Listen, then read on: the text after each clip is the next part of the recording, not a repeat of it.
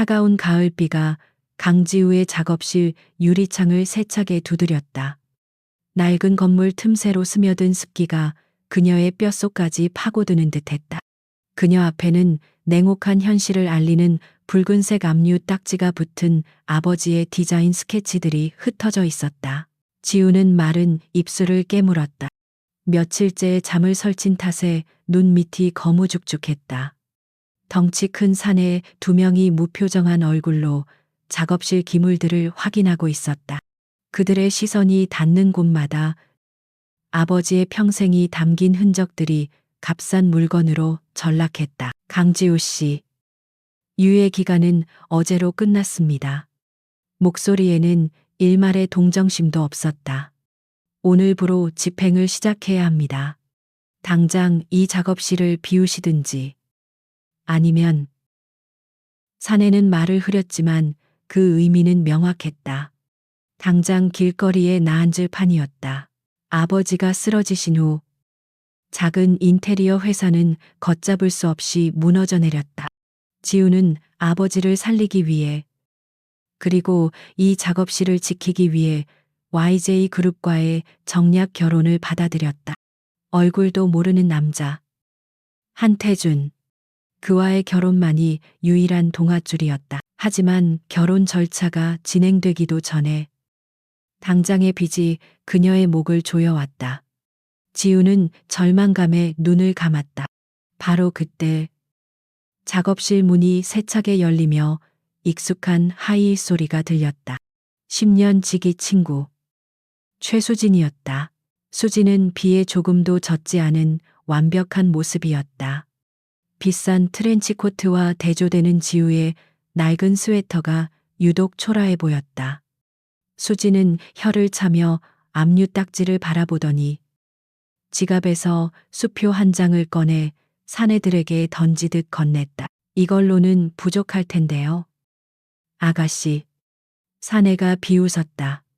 수진은 눈 하나 깜짝하지 않고 말했다. 일단 오늘의 이자야.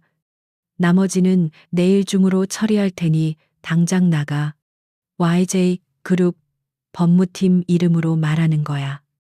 YJ 그룹이라는 말에 사내들의 태도가 즉각 바뀌었다. 그들은 쭈뼛거리며 수표를 챙겨 작업실을 나갔다. 지우는 멍하니 서 있었다. 수진아. 이게 어떻게. 수진은 지우를 의자에 앉히고는 젖은 머리카락을 쓸어 넘겨주었다. 너 정말 이대로 주저앉을 거야. 한태준 총수랑 결혼하기로 했다며. 근데 왜 이 모양이야? 수진의 목소리에는 걱정 반, 질책 반이 섞여 있었다. 지우는 고개를 숙였다. 아직 그 사람을 만나지도 못했어. 그리고 이건 당장 급한 불이야. 수진은 깊은 한숨을 내쉬었다. 내가 너 그럴 줄 알았지. 그래서 방법 하나 알아왔어. 딱 하룻밤. 아니, 몇 시간이면 돼. 네가 지금 급한 돈 전부 해결할 수 있어. 지우의 눈이 커졌다. 무슨 소리야? 수지는 가방에서 작은 벨벳 상자를 꺼냈다. 그 안에는 화려한 베네치안 마스크가 들어 있었다. 오늘 밤 VVIP 호텔 펜트하우스에서 파티가 있어. 아주 중요한 고객인데 귀찮은 선자리를 피하고 싶어 해. 지우의 심장이 불길하게 내려앉았다. 선 자리 나보고. 뭘 하라고. 수지는 지우의 손을 잡았다. 아무것도 안 해. 그냥 이 마스크 쓰고 그 사람 옆에 앉아있기만 하면 돼. 일종의 대역이야. 그 사람이 오늘 만나기로 한 여자가 있는데 그 여자를 바람맞히려고 해. 바람을 맞힌다고. 지우는 이해할 수 없었다. 왜, 그리고 왜 하필 나야? 수지는 지우의 눈을 똑바로 쳐다봤다. 그 남자가 YJ 그룹 한태준 총수니까. 지우는 숨이 멎는 것 같았다. 뭐라고. 그럼 오늘 만나기로 한 여자가. 수진이 재빨리 말을 끊었다. 그래. 너야. 아이러니하지 한태주는 할아버지가 정해준 너와의 만남이 죽기보다 싫은 거야. 그래서 오늘 공식 만찬 자리에 안 가고 펜트하우스에 있겠다고 했어. 그러면서 다른 여자가 필요하다고 했고, 지우는 머리를 한 대 맞은 듯 멍했다. 자신의 약혼자가 자신을 피하기 위해 다른 여자를 부른다니. 그리고 그 여자 역할이 자신이라니. 말도 안 돼. 수진아, 이건 사기야. 내가 왜? 그러니까 네가 해야지. 수진의 목소리가 날카로워졌다. 어차피 오늘 넌 한태준 못 만나. 넌 공식 만찬 장소로 가도록 되어 있었잖아. 그 자리에 네가 안 나타나면 넌 한 회장 눈밖에 나는 거야. 결혼도 깨질 수 있어. 수지는 지우의 어깨를 잡고 흔들었다. 하지만 내가 펜트하우스에 나타나면 한태준은 널 그저 하룻밤 상대로 알겠지. 넌 돈을 받고 그 남자는 널 바람맞힌 셈이 되고, 그리고 넌 내일 아무 일 없었다는 듯이 다시 약혼녀 강지우로 돌아가면 돼. 그게 가능해. 지우의 목소리가 떨렸다. 그 사람이 내 얼굴을 보면 어떻게? 수지는 마스크를 흔들었다. 이게 있잖아. VVIP 파티고 테마가 가면무도회야. 절대 얼굴 볼 일 없어. 그냥 조용히 있다가 돈만 받고 나와. 그럼 이 빚 당장 청산할 수 있어. 지우는 붉은 압류 딱지를 바라보았다. 아버지의 병원비, 밀린 직원들, 월급, 선택의 여지가 없었다. 그녀가 이 결혼을 받아들인 이유도 결국 돈 때문이지 않았던가. 지우는 천천히 고개를 끄덕였다. 알았어. 할게. 수진의 입가에 순간 차가운 미소가 스쳤지만 지우는 그것을 보지 못했다. 수진은 지우를 일으켜 세웠다. 좋아. 그럼 당장 준비하자. 시간이 없어. 수진은 지우에게 값비싼 검은색 실크 드레스를 건넸다. 지우는 마치 인형처럼 수진이 이끄는 대로 움직였다. 같은 시각 YJ타워 최상층 총수 집무실. 한태주는 통유리 밖으로 펼쳐진 서울의 야경을 차갑게 내려다보고 있었다. 그의 완벽하게 재단된 슈트에서는 한치의 흐트러짐도 찾아볼 수 없었다. 책상 위에는 오늘 저녁 참석해야 할 공식 만찬의 일정표가 놓여 있었다. 강지우. 그는 서류에서만 본 그 이름을 경멸적으로 되뇌었다. 아버지의 회사를 살리겠다고 얼굴도 모르는 남자와 결혼하려는 여자. 분명 탐욕스럽고 계산적인 여자일 터였다. 할아버지의 강압에 못 이겨 결혼은 승낙했지만 순순히 그 여자의 남편이 되어줄 생각은 없었다. 그는 비서에게 전화를 걸었다. 만찬은 취소해. 급한 해외 바이어 미팅이 잡혔다고 보고해. 비서가 당황하는 목소리가 수화기 너머로 들려왔지만 태주는 무시하고 끊어버렸다. 그리고 다른 번호를 눌렀다. 최수진 팀장. 태준의 목소리는 얼음장처럼 차가웠다. 준비는 됐나? 수화기 너머로 수진의 밝은 목소리가 들려왔다. 네. 총괄님. 말씀하신 대로 대역은 셀레스티얼 호텔 펜트하우스에서 대기 중입니다. 절대 신원 노출되지 않을 겁니다. 좋아. 그 여자가 얼마를 원하든 두둑하게 챙겨줘. 내 눈에 띄지 않게 조용히 있다가 사라지게 해. 태주는 전화를 끊고 넥타이를 거칠게 풀었다. 그는 자신의 결혼을 거래로 만든 할아버지와 그 거래에 응한 여자, 강지우 모두에게 경멸감을 느꼈다.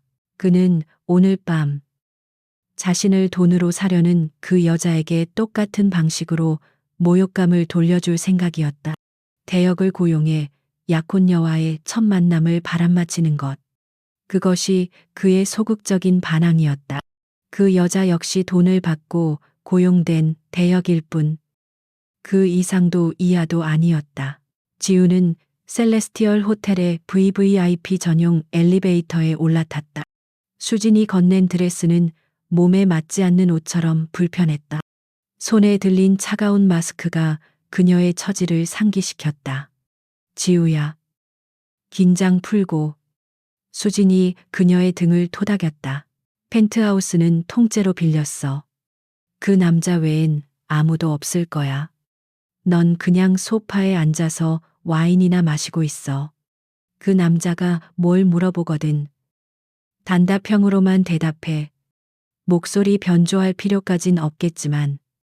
말 많이 해서 좋을 거 없어. 엘리베이터 문이 열리고 숨막히게 화려한 펜트하우스 내부가 드러났다. 바닥부터 천장까지 이어진 통유리창 너머로 서울의 야경이 보석처럼 쏟아져 들어왔다. 지우는 압도적인 부의 풍경 앞에서 주눅이 들었다. 난 이제 가봐야 해. 만찬장에 가서 네가 아파서 못 온다고 둘러대야 하거든. 수지는 지우에게 마스크를 씌워주며 속삭였다. 기억해. 넌 그냥 대역이야. 네가 강지우라는 거. 절대 들키면 안 돼. 돈은 내일 아침 바로 내 계좌로 들어갈 거야. 수진이 떠나고 거대한 펜트하우스에 지우 혼자 남았다. 적막감 속에서 그녀의 심장 소리만 요란하게 울렸다. 그녀는 마스크를 고쳤으며 창가로 다가갔다. 수천 개의 불빛이 그녀를 내려다보는 것 같았다. 자신이 한심하고 더럽게 느껴졌다. 그때 등 뒤에서 딩하는 소리와 함께 전용 엘리베이터 문이 다시 열리는 소리가 들렸다. 지우는 심장이 멎는 것 같아 숨을 참았다. 천천히 뒤를 돌아보았다. 엘리베이터에서 한 남자가 내렸다. 어둠 속에서도 그의 실루엣은 압도적이었다. 칠흑 같은 머리카락, 넓은 어깨, 그리고 온몸에서 뿜어져 나오는 냉기. 남자는 넥타이를 풀며 거실로 걸어 들어왔다. 그는 마스크를 쓴 지우를 발견하고도 놀라지 않았다. 마치 값비싼 가구를 쳐다보듯 무심하고 차가운 시선이 지우의 머리부터 발끝까지를 훑었다. 한태준, 자신의 약혼자, 그리고 지금 이 순간 자신을 돈으로 산 남자. 지우는 떨리는 손을 감추기 위해 주먹을 꽉 쥐었다. 한태준은 거실 한가운데 서 있는 여자를 차갑게 응시했다. 화려한 가면 뒤에 숨은 여자는 칠흑 같은 실크 드레스를 입고 있었지만 그 비싼 옷조차 그녀의 불안한 태도를 감추지 못했다. 태준은 속으로 비웃었다. 돈을 받고 고용된 대역. 자신의 진짜 약혼녀라는 강지우와 다를 바 없는 부류였다. 지우는 숨을 쉴 수 없었다. 펜트하우스의 공기가 희박하게 느껴졌다. 어둠 속에서도 남자의 윤곽은 뚜렷했다. 날카로운 턱선, 완벽하게 재단된 셔츠, 그리고 모든 것을 꿰뚫어 보는 듯한 차가운 눈빛. 그가 바로 한태준. 그녀의 미래 남편이었다. 태준은 재킷을 벗어 소파에 무심하게 던졌다. 앉지. 그의 목소리는 훌륭한 크리스털 잔이 부딪히는 소리처럼 맑았지만 얼음장처럼 차가웠다. 그는 지우를 손님이 아닌 잠시 빌려온 가구처럼 취급했다. 지우는 기계적으로 소파 끝에 걸터 앉았다. 드레스의 부드러운 감촉이 오히려 피부를 찌르는 듯했다. 그녀는 수진의 경고를 떠올렸다. 절대 네가 강지우라는 걸 들키면 안 돼. 하지만 지금 이 상황은 단순한 대역극이 아니었다. 태주는 미니바로 걸어가 위스키 병을 꺼냈다. 얼음을 넣는 소리가 적막한 공간을 날카롭게 울렸다. 그는 자신의 잔을 채우고는 지우를 돌아보지도 않고 물었다. 당신도 마시겠나? 예의를 차린 질문이 아니었다. 지우는 마른 입술을 적셨다. 네. 그녀의 목소리가 작게 떨렸다. 지금 그녀에게는 술이 절실히 필요했다. 이 비현실적인 상황을 견뎌내기 위해서, 그리고 심장의 광포한 두근거림을 잠재우기 위해서였다. 태주는 잔 하나를 더 꺼내 술을 따랐다. 그는 잔을 들고 지우 쪽으로 걸어왔지만 그녀에게 직접 건네지는 않았다. 대신 유리 테이블 위에 잔을 쿵 소리가 나게 내려놓았다. 그 소리만으로도 두 사람 사이의 계급 차이가 명확히 드러나는 듯했다. 지우는 떨리는 손으로 잔을 집어들었다. 독한 위스키 향이 코를 찔렀다. 그녀는 망설임 없이 술을 한 모금 크게 들이켰다. 타는 듯한 액체가 목구멍을 타고 내려가며 그제야 굳어있던 몸이 조금 풀리는 듯했다. 태주는 자신의 잔을 들고 창가에 섰다. 돈 때문에 이런 일을 하는 건가? 그의 목소리에는 노골적인 경멸이 담겨 있었다. 그는 지우를 쳐다보지 않고 야경에 비친 그녀의 흐릿한 형상을 바라보았다. 지우는 가면 속에서 눈을 감았다. 돈. 그렇다. 모든 것은 돈 때문이었다. 아버지의 병원비, 무너져가는 작업실, 그리고 이 남자와의 결혼조차도. 그녀는 대답하지 않았다. 수진이 시킨 대로 말을 아껴야 했다. 그녀의 침묵을 긍정으로 해석한 태준이 차갑게 웃었다. 이해가 안 되는군. 그렇게 쉽게 자신을 팔 수 있다는 게. 그는 자신의 약혼녀 강지우를 떠올리며 말했다. 그 여자 역시 아버지를 위해 자신을 팔아넘기지 않았던가. 그 순간 지우 안에 무언가가 끊어졌다. 술기운 때문이었을까? 아니면 자신을 향한 이중의 모욕감 때문이었을까? 그녀는 고개를 들었다. 쉽게 파는 게 아니에요. 가면 때문에 그녀의 목소리가 살짝 울렸다. 때로는 다른 선택지가 없는 사람도 있으니까. 태주는 천천히 고개를 돌렸다. 예상치 못한 반박이었다. 그는 돈을 받고 온 여자가 조용히 술이나 따르다가 사라질 것이라 생각했다. 하지만 가면 뒤의 목소리에는 뜻밖의 날카로움과 슬픔이 묻어 있었다. 그는 여자를 제대로 쳐다보았다. 어둠 속에서 가면 위로 드러난 그녀의 눈이 유난히 반짝였다. 술기운에 살짝 젖은 눈망울에는 분노와 체념이 동시에 담겨 있었다. 태주는 순간적으로 흥미를 느꼈다. 그가 알던 부류의 여자들과는 조금 달랐다. 선택지라. 태준이 나지막이 읊조리며 그녀에게 다가왔다. 그렇게 말하는 사람들은 대개 자신의 탐욕을 정당화하더군. 그는 지우의 바로 앞에 멈춰섰다. 위압적인 그의 그림자가 그녀를 완전히 덮었다. 지우는 물러서지 않았다. 그녀는 잔을 쥔 손에 힘을 주었다. 총수님처럼. 모든 걸 가진 분은 이해 못하시겠죠. 그녀는 스스로도 놀랄 만큼 대담하게 말했다.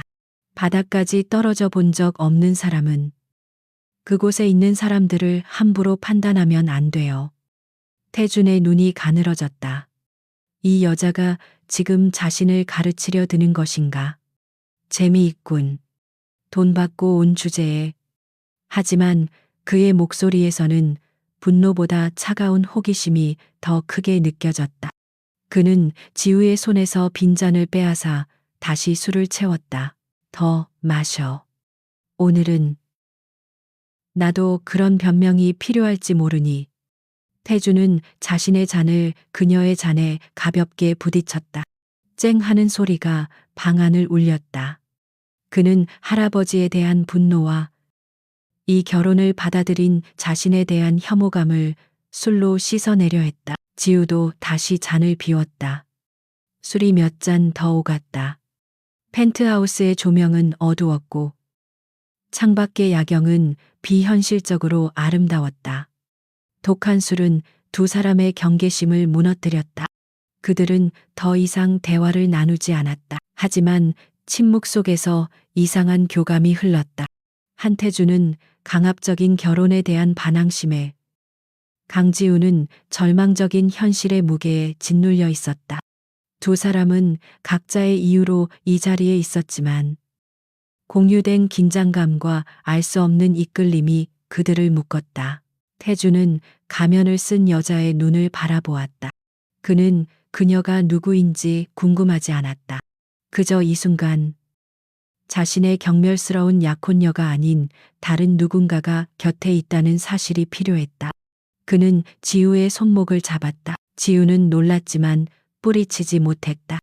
술기운에 판단력이 흐려졌다. 남자의 손은 차가웠지만 그 차가움이 오히려 뜨겁게 느껴졌다. 그녀는 이 남자가 자신의 약혼자라는 사실을 오니 이 밤이 잘못되었다는 사실을 잊고 싶었다. 모든 것이 흐릿해졌다. 비싼 위스키의 향기, 남자의 차가운 채취, 그리고 창밖의 아득한 불빛들. 지우는 자신이 저항할 수 없는 거대한 파도에 휩쓸려가는 것을 느꼈다. 그것은 실수였고 탈출이었으며 예정된 파멸이었다. 다음 날 아침, 지우는 낯선 방의 거대한 침대에서 눈을 떴다. 머리가 깨질 듯 아팠다. 낯선 실크 시트의 감촉에 그녀는 비명을 지를 뻔했다. 간밤의 기억이 파편처럼 밀려들었다. 술, 가면, 그리고 한태준. 그녀는 공포에 질려 옆자리를 돌아보았다.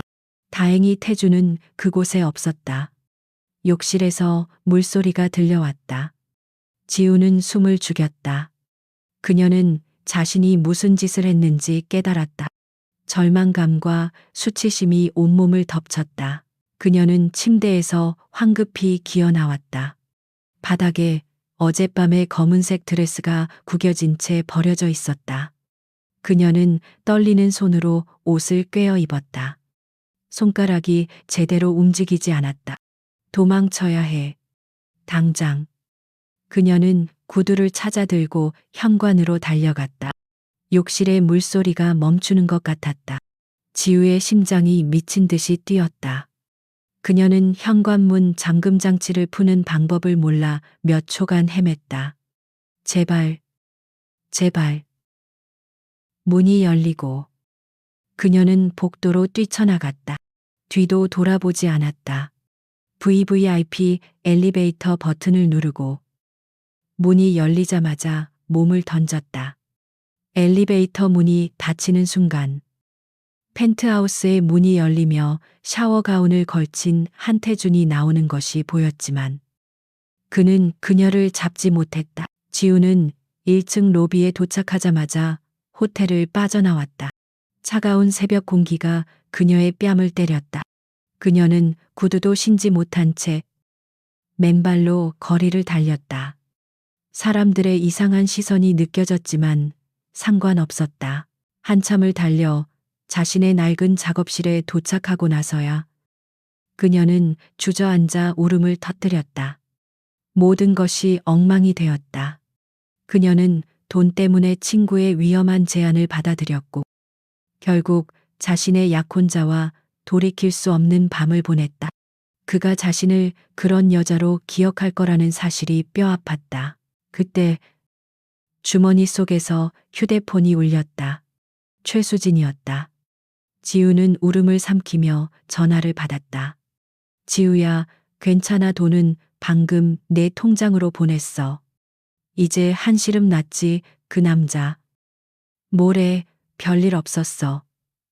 수진의 목소리는 유난히 밝고 경쾌했다. 지우는 아무 말도 할 수 없었다. 수진아, 나. 그녀가 입을 여는 순간 다른 전화가 걸려왔다. 모르는 번호였지만 YJ그룹의 공식 비서실 번호와 비슷했다. 지우는 수진의 전화를 끊고 그 전화를 받았다. 강지우 씨 되십니까? 중후한 남자의 목소리였다. YJ그룹 한 회장님의 비서실장입니다. 회장님께서 오늘 오후 2시까지 본가 저택으로 들어오라고 명하셨습니다. 정식으로 한태준 총수와의 혼인 절차를 시작하기 위함입니다. 기사를 보내드리겠습니다. 지우의 손에서 휴대폰이 떨어졌다. 오늘 당장 그녀는 어젯밤의 일을 고백할 기회조차 갖지 못했다. 그녀는 이제 돈을 받고 하룻밤을 보낸 여자라는 낙인이 찍힌 채 그를 남편으로 맞이하러 가야 했다. 한편 펜트하우스에 혼자 남은 한태주는 미간을 찌푸린 채 바닥을 바라보고 있었다. 여자는 도망치듯 사라졌지만 그 자리에 어젯밤 그녀가 썼던 화려한 베네치안 마스크가 떨어져 있었다. 그는 마스크를 집어들었다. 이상하게도 그녀의 저항하던 눈빛이 잊히지 않았다. 오후 2시 강지우는 YJ 타워 로비에 유령처럼 서 있었다. 어젯밤의 흔적을 지우려 안간힘을 썼지만 창백한 얼굴과 공허한 눈빛은 감출 수 없었다. 그녀는 자신이 가진 옷 중에 가장 단정하고 비싸 보였던, 그러나 YJ 그룹의 화려함 앞에서는 초라하기 짝이 없는 투피스 정장을 입고 있었다. 그녀의 위장이 경련했다.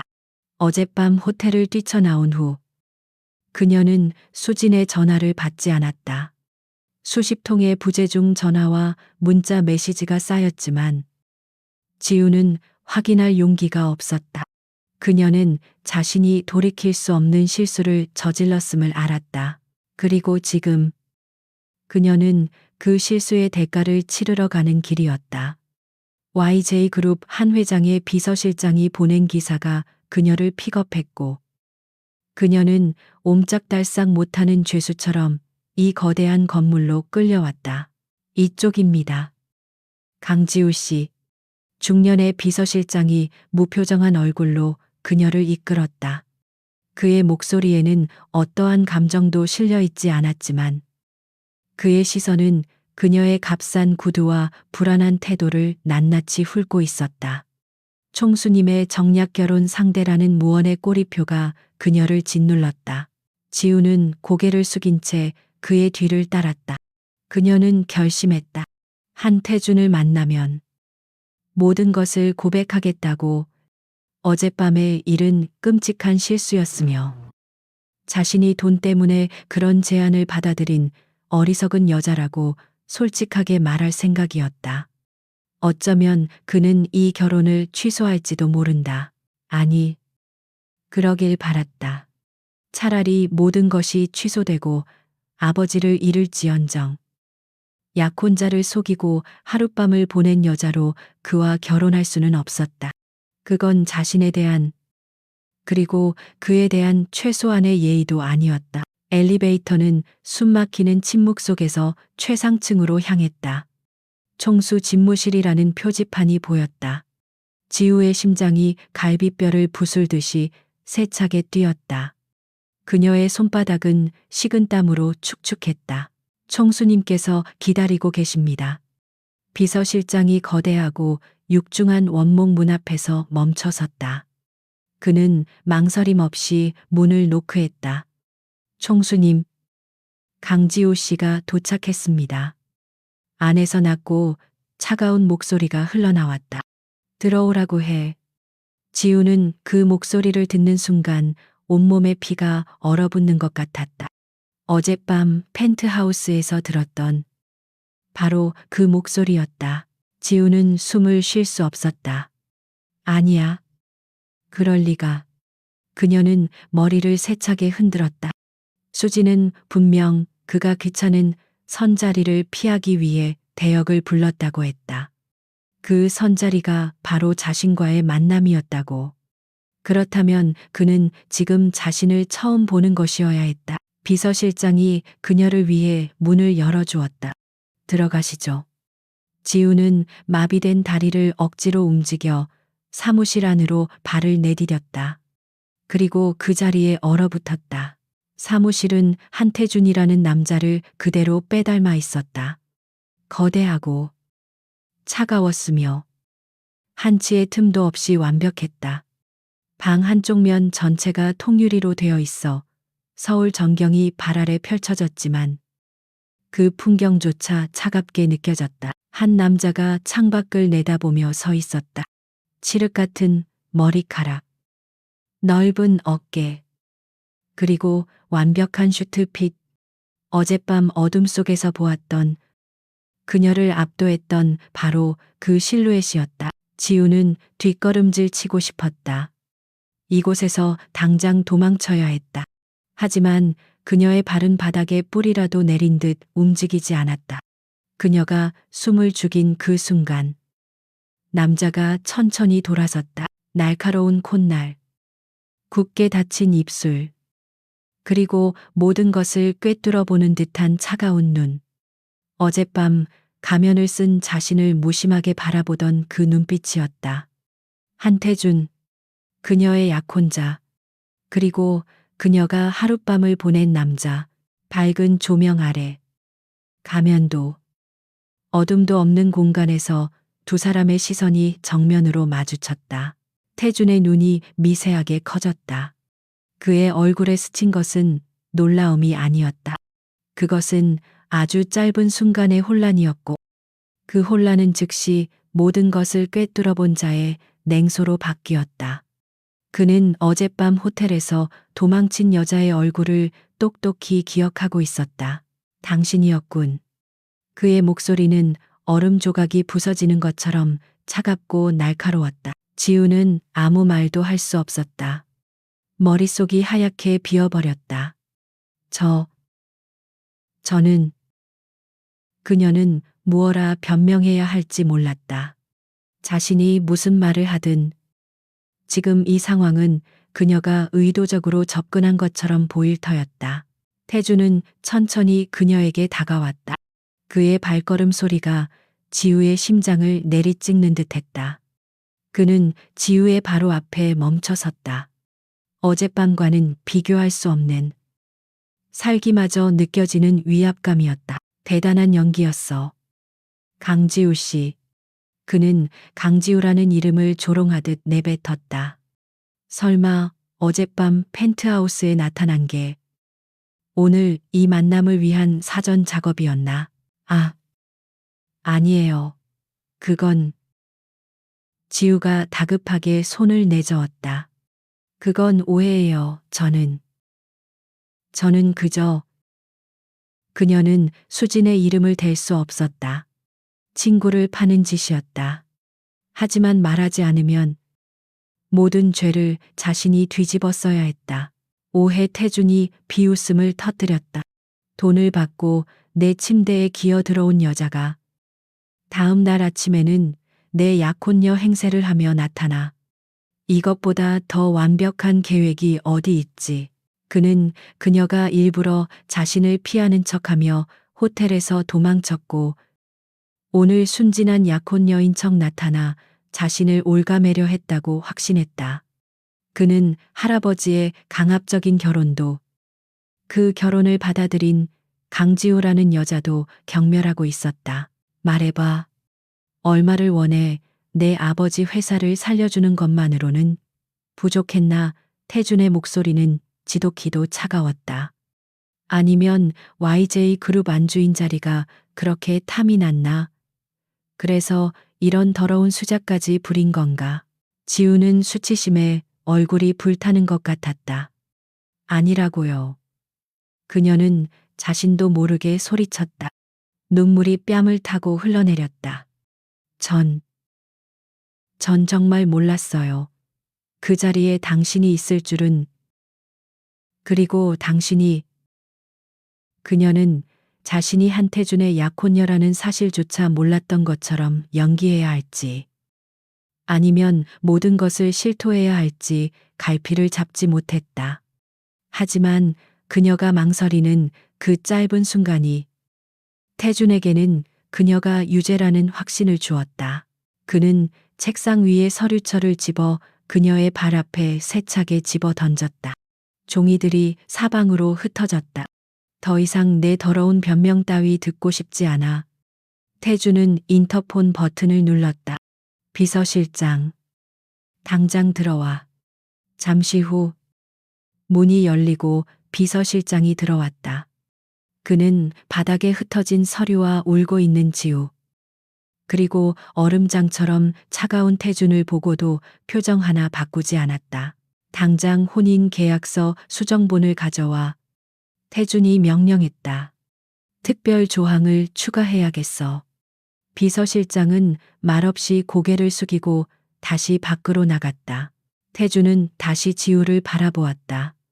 그의 눈에는 일말의 동정심도 호기심도 남아있지 않았다.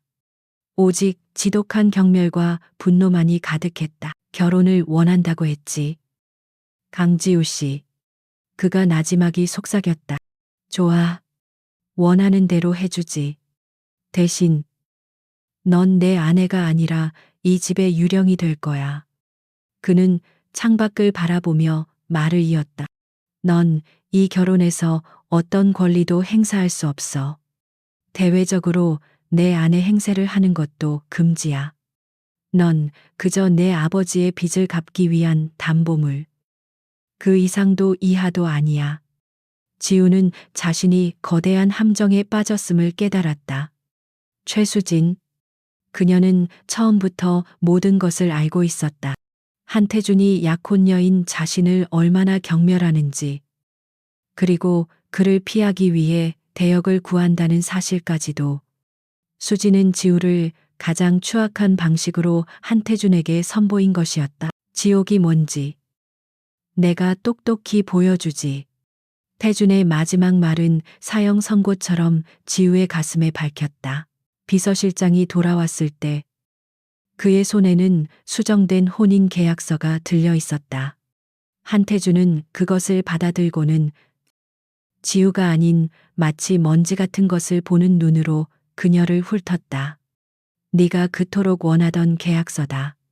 그는 종이 뭉치를 다시 한번 그녀의 발밑으로 던졌다. 읽어봐. 그리고 서명해.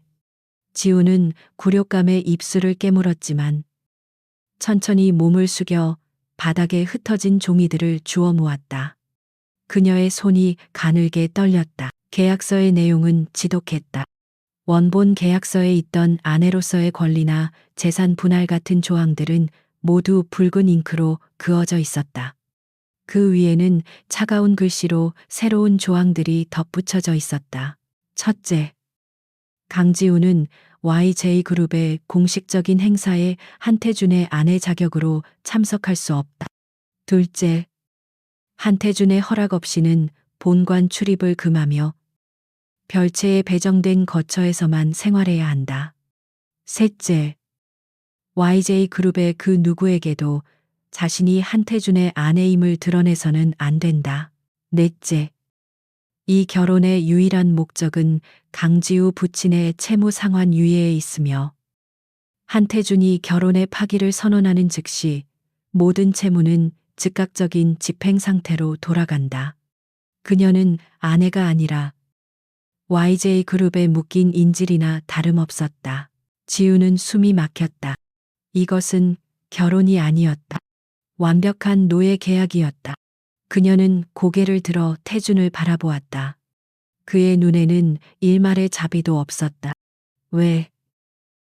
왜 이렇게까지 하시는 거죠? 태준은 코웃음을 쳤다. 왜 아직도 모르겠나?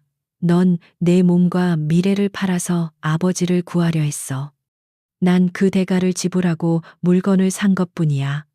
다만 그 물건이 생각보다 더럽다는 걸 알았으니 격리 조치를 취하는 거지. 난 더럽지 않아요. 지우가 절규하듯 외쳤다. 어젯밤 일은 그건. 그녀는 최수진의 이름을 말하려다 입을 다물었다. 지금 이 상황에서 친구의 이름을 파는 것은 또 다른 배신처럼 느껴졌다. 그리고 태준이 과연 그 말을 믿어줄까? 아니, 그는 믿지 않을 것이다. 오히려 돈을 받고 몸을 판 여자가 이제 와서 친구에게 책임을 떠넘기려 한다고 더욱 경멸할 터였다. 지우는 완벽한 함정에 빠졌다. 수지는 그녀가 절대 빠져나올 수 없는 덫을 놓았다. 변명은 그만하지. 태준이 차갑게 말을 잘랐다. 서명해. 아니면 지금 당장 내 아버지 작업실로 압류 집행관들을 다시 보내겠다. 선택은 내가 해. 그는 책상 위에서 만년필을 집어 그녀에게 던졌다. 만년필이 차가운 대리석 바닥에 떨어지며 날카로운 소리를 냈다. 지우는 눈을 감았다. 아버지의 창백한 얼굴이 떠올랐다. 평생을 바친 작업실이 낯선 이들의 손에 망가지는 모습을 상상했다. 그녀에게는 선택권이 없었다. 지우는 천천히 만년필을 주워들었다. 그녀는 계약서의 마지막 장, 서명란 위에 펜을 가져갔다. 뜨거운 눈물 한 방울이 종이 위로 떨어지며 강지호라는 이름이 적힐 자리를 적셨다. 그녀는 떨리는 손으로 자신의 이름을 적었다. 서명이 끝나자마자 태주는 기다렸다는 듯이 비서실장에게 고갯짓했다. 저 담보물 당장 본가 별채로 옮겨 내 눈에 띄지 않게. 그는 지우를 더 이상 사람으로 부르지 않았다. 지우는 자신의 작업실에 들러 짐을 챙길 시간조차 허락받지 못했다. 그녀는 입고 있던 정장 그대로 비서실장이 모는 차에 실려 한남동의 거대한 저택으로 향했다. 낙원이라 불리는 한 회장의 본가는 지우에게는 지옥의 입구처럼 보였다. 저택은 거대하고 차가웠다. 입구에서부터 그녀를 맞이한 것은 깐깐해 보이는 중년의 집사 윤 여사였다. 그녀는 지우를 위아래로 훑어보며 노골적인 경멸감을 드러냈다. 이미 태준으로부터 모든 지시를 받은 듯했다. 이쪽입니다. 윤 여사는 지우를 본관의 화려한 응접실이 아닌 뒷뜰을 가로질러 가장 구석에 있는 작은 별채로 이끌었다. 그곳은 본래 저택의 하급 직원들이나 임시 손님들이 머무는 곳이었다. 방은 깨끗했지만 YJ 그룹 안주인의 방이라고는 도저히 상상할 수 없을 만큼 작고 초라했다. 낡은 침대 하나와 작은 책상, 그리고 붙박이장이 전부였다. 총수님께서 명하셨습니다. 강지우 씨는 이 별채 밖으로 나오실 수 없습니다. 윤 여사는 로봇처럼 규칙을 읊조렸다. 식사는 하루 3번. 하녀가 이곳으로 가져다 줄 겁니다. 본관 출입은 물론이고 정원을 산책하는 것도 금지입니다. 필요한 것이 있다면 저를 통해서만 요청하십시오. 네. 짐은 지우가 겨우 목소리를 냈다. 윤 여사는 코웃음을 쳤다.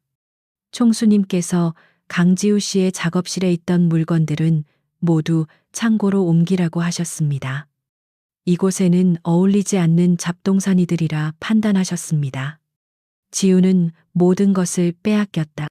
그녀의 직업, 자존심, 그리고 이제는 아버지의 흔적이 담긴 물건들까지도. 윤 여사가 나가고 문이 닫히는 소리가 감옥 문이 닫히는 소리처럼 무겁게 울렸다. 지우는 차가운 방 한가운데 홀로 서 있었다. 그날 밤 지우는 뜬 눈으로 밤을 새웠다. 그녀는 창밖으로 거대한 본관의 불빛을 바라보았다. 저곳 어딘가에 한태준이 있을 터였다. 그는 자신을 이 차가운 방에 가둬놓고 무슨 생각을 하고 있을까? 밤늦게 검은색 세단 한 대가 저택 안으로 미끄러져 들어왔다. 한태준이었다. 그는 차에서 내려 본관으로 향하다가 문득 별채 쪽을 바라보았다. 창가에 유령처럼 서 있는 지우의 실루엣을 발견했다. 두 사람의 시선이 어둠 속에서 잠시 마주쳤다. 태주는 그녀를 향해 지독한 경멸이 담긴 냉소를 지어 보였다. 마치 더러운 벌레를 보는 듯한 눈빛이었다. 그는 곧바로 몸을 돌려 본관으로 사라졌다. 지우는 무너져 내렸다. 그녀는 침대에 쓰러져 소리 죽여 울었다. 이 지옥은 자신이 자초한 일이었다. 하지만 이 함정을 설계한 최수진에 대한 배신감이 뼈를 깎는 듯 아팠다. 그녀는 휴대폰을 꺼내 수진에게 전화를 걸었다. 어제 그렇게 울려대던 전화는 이제 받지 않았다. 지금 거신 번호는 차가운 기계음만이 그녀의 절망을 확인시켜 주었다. 그녀는 완벽하게 고립되었다. 별채에서의 시간은 감옥처럼 흘러갔다. 강지우는 창밖으로 계절이 바뀌는 것을 무감각하게 바라보았다. 며칠이 지났는지, 몇 주가 지났는지도 모호해졌다. 윤 여사를 비롯한 저택의 하인들은 그녀를 유령 취급했다. 식사는 정해진 시간에 배달되었지만 그 음식은 본관의 화려한 식사와는 거리가 먼 차갑고 간소한 것들이었다. 마치 그녀의 존재 가치를 상기시키려는 듯했다. 그녀의 유일한 말벗은 침묵뿐이었다. 한태주는 단 한 번도 별채를 찾지 않았다. 지우는 가끔 정원을 산책하는 그의 뒷모습을 멀리서 볼 뿐이었다. 그는 그녀의 존재를 완벽하게 무시했다. 그럴수록 지우의 마음속에서는 최수진에 대한 배신감이 활활 타올랐다. 바로 그때 기적처럼 방문자가 찾아왔다. 윤 여사가 딱딱한 목소리로 방문객을 알렸다. 총수님의 특별 허가를 받은 분입니다. 일 시간입니다. 문이 열리고 그토록 지우가 증오하고 동시에 그리워했던 얼굴. 최수진이 서 있었다. 수진은 눈물이 그렁그렁한 얼굴로 뛰어들어와 지우를 껴안았다. 지우야, 이게 무슨 일이야. 너 연락도 안 되고. 내가 얼마나 걱정했는지 알아. 한 총수가 너를 여기에 감금했다는 소문 듣고 내가 얼마나 애원해서 들어왔는지 몰라. 수진의 품은 따뜻했지만 지우는 그녀를 밀어내고 싶은 충동을 억눌렀다. 지금은 때가 아니었다. 그녀는 수진의 의도를 파악해야 했다. 수진아, 어떻게 된 거야? 너. 그날 밤 수진은 지우의 입을 황급히 막았다. 쉿, 그런 얘기는 나중에 해. 그녀는 문 쪽을 힐끗 쳐다보았다. 윤 여사가 복도에서 감시하듯 서 있는 것이 느껴졌다. 수진은 지우의 손을 잡고 침대에 앉았다. 너 정말 힘들었겠다. 얼굴이 반쪽이 됐어. 수진은 가져온 가방에서 값비싼 옷가지와 화장품을 꺼내 놓았다. 내가 내 짐 좀 챙겨왔어. 그리고 이거. 그녀는 작은 보온병을 열었다.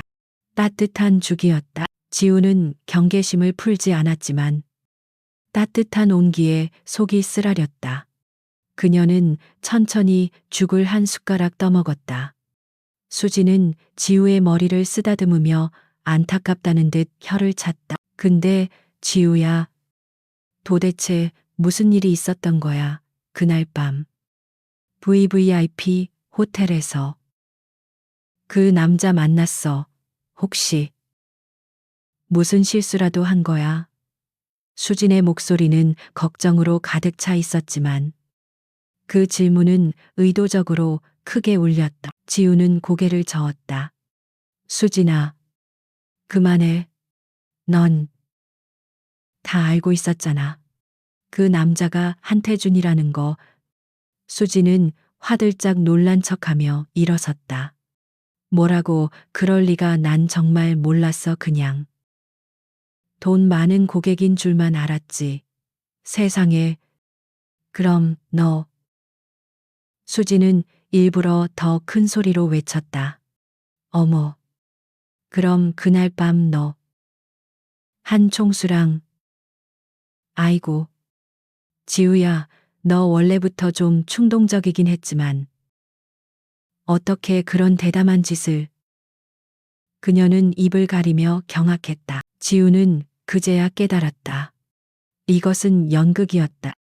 윤 여사에게 들으라는, 그리고 결국 한태준에게 보고하라는 연극. 수지는 지우를 돈에 환장해 약혼자 침실에 일부러 기어 들어간, 원래부터 행실이 가벼운 여자로 만들고 있었다. 아니야, 지우가 소리쳤지만 수지는 지우를 끌어안으며 속삭였다. 가만히 있어. 넌 지금 죄인이야. 반항하지 마. 내가 어떻게든 널 여기서 꺼내줄게. 수진의 속삭임은 뱀의 혀처럼 차갑고 교활했다. 복도에 서 있던 윤 여사의 입꼬리가 비웃음으로 살짝 올라갔다. 그녀는 더 들을 필요도 없다는 듯 조용히 자리를 떴다. 그녀는 곧장 본관으로 가 태준에게 방금 들은 사실을 보고했다. 총수님, 예상대로였습니다. 그 강지호라는 여자는 원래부터 행실이 바르지 못했던 모양입니다. 친구라는 분의 말로는 충동적이고 대담한 짓도 서슴지 않았다고 합니다. 그날 밤 호텔 일도 한태준은 보고를 받으며 서류에서 눈을 떼지 않았다. 그의 표정은 변함이 없었지만 서류를 쥔 손에 힘이 들어갔다. 알았다. 나가봐. 윤 여사가 물러나자 그는 만년필을 집어 던졌다. 역시 그랬다. 자신의 판단이 옳았다. 강지우는 처음부터 자신을 노리고 접근한 꽃뱀이었다. 충동적이고 대담해. 그는 그 말을 경멸적으로 되뇌었다. 어젯밤 그녀의 저항하던 눈빛이 떠올랐지만 그것마저도 계산된 연기였으리라. 그의 분노는 더욱 깊어졌다. 그는 강지우라는 존재가 자신의 완벽한 세계에 오점을 남긴 것을 용납할 수 없었다.